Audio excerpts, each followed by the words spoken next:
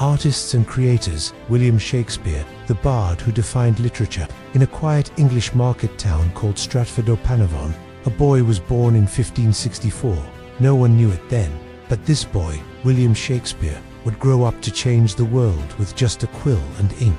His father was a glove maker, a respectable man, and young William received a good education, filled with Latin and classical literature. These early lessons planted the seeds of the stories that would one day captivate millions. But life in Stratford, while peaceful, couldn't contain his ambition. By his late 20s, William had a wife, Anne Hathaway, and 3 children. He needed to make his mark, and the bustling, chaotic, and thrilling city of London was calling his name. Imagine arriving in London in the late 1500s. It was a city of soaring church spires and grimy alleyways, a place of opportunity and danger. This is where Shakespeare began his journey, not as a celebrated playwright, but likely as an actor, learning the rhythms of the stage from the inside out. He joined a company of players, the Lord Chamberlain's men, and soon started writing plays for them. His early works, like the Comedy of Errors and Titus Andronicus, showed a spark of genius, a unique ability to blend comedy, tragedy, and thrilling action. He wasn't just writing plays, he was creating experiences that resonated with everyone, from the common groundlings to the Queen herself. Soon, Shakespeare became a shareholder in the company and a co-owner of the legendary Globe Theatre. This wasn't just a stage, it was his kingdom, a round open-air theatre where his words could fly to the heavens. Here, his greatest masterpieces came to life. He explored the deepest corners of the human heart. Think of the star-crossed passion in Romeo and Juliet, where he captured the intensity of first love with lines that still make our hearts ache. He gave us the tortured Prince Hamlet, wrestling with grief, revenge, and the very meaning of existence, asking the timeless question, to be or not to be. His words gave voice to our own doubts and fears. Shakespeare's genius wasn't just in tragedy. He made audiences roar with laughter, with comedies like A Midsummer Night's Dream, a magical romp through an enchanted forest where fairies meddle in the lives of mortals. He mastered historical drama, bringing England's past to life in his series of plays about kings like Richard III and Henry V, exploring the heavy weight of the crown and the corrupting nature of power. And then there's the dark, psychological thriller of Macbeth, a chilling look at how ambition can curdle into madness and tyranny. He showed us that the line between hero and villain is often terrifyingly thin. What made Shakespeare so revolutionary?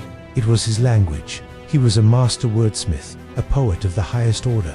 He invented over 1,700 of our common words, words you and I use every day without a second thought, words like eyeball, swagger, and lonely. He crafted insults that were as sharp as a sword, and declarations of love that were as sweet as honey.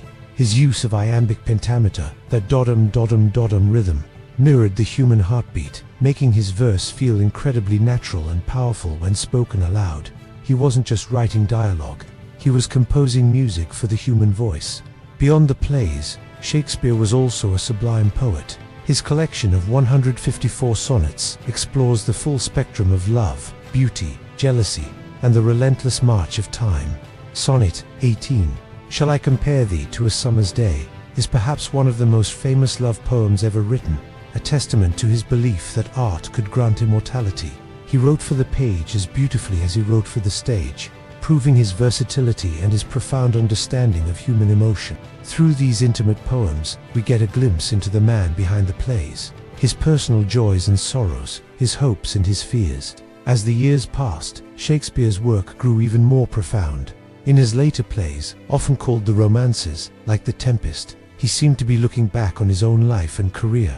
These stories are filled with themes of forgiveness, reconciliation, and the magic of a second chance. Prospero, the wizard on his enchanted island, who ultimately gives up his magic, is often seen as Shakespeare himself, preparing to lay down his own magic pen and return home to Stratford. After a spectacular career of about 2 decades in London, that's exactly what he did. He retired a wealthy and respected gentleman, returning to the town where his journey began. Shakespeare died in 1616, on or near his 52nd birthday. He was buried in the Holy Trinity Church in Stratford, with a curse on his gravestone warning anyone against moving his bones. But his story didn't end there. In fact, it was just the beginning.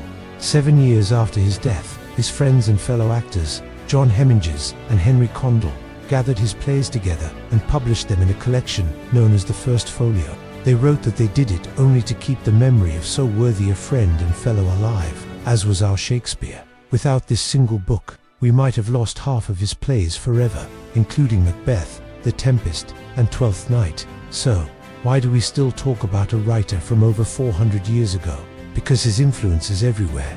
His stories of love, loss, betrayal, and redemption are timeless. They are the DNA of modern storytelling. Every time you watch a movie about a flawed hero, a family feud, or a leader corrupted by power, you're seeing a shadow of Shakespeare. His characters are so complex and real that they've been reimagined countless times. From Hamlet on the big screen to West Side Story's modern take on Romeo and Juliet. He didn't just write plays, he wrote humanity itself. His language has seeped into our own, becoming part of the very fabric of English. Phrases like break the ice, a heart of gold, all that glitters is not gold, and wild goose chase all come from Shakespeare. He gave us new ways to express ourselves, to understand our own feelings, and to see the world. He taught us that words have power, the power to create worlds, to move hearts, and to endure for centuries. His legacy isn't just in old books on a dusty shelf. It's in the way we speak, think, and tell stories today. He is, without a doubt, the bard who defined not just literature, but a huge part of our shared culture. From the young boy in Stratford to the celebrated playwright of the Globe Theatre, William Shakespeare's life was a testament to the power of imagination. He held a mirror up to nature, showing us our triumphs and our flaws, our capacity for great love and for terrible cruelty. He reminds us that for all our modern technology and progress, the human heart remains much the same as it was in Elizabethan England. And as long as we continue to love, to dream, to struggle, and to hope, the words of William Shakespeare will continue to speak to us, as fresh and as vital as the day they were written. Thank you so much for watching.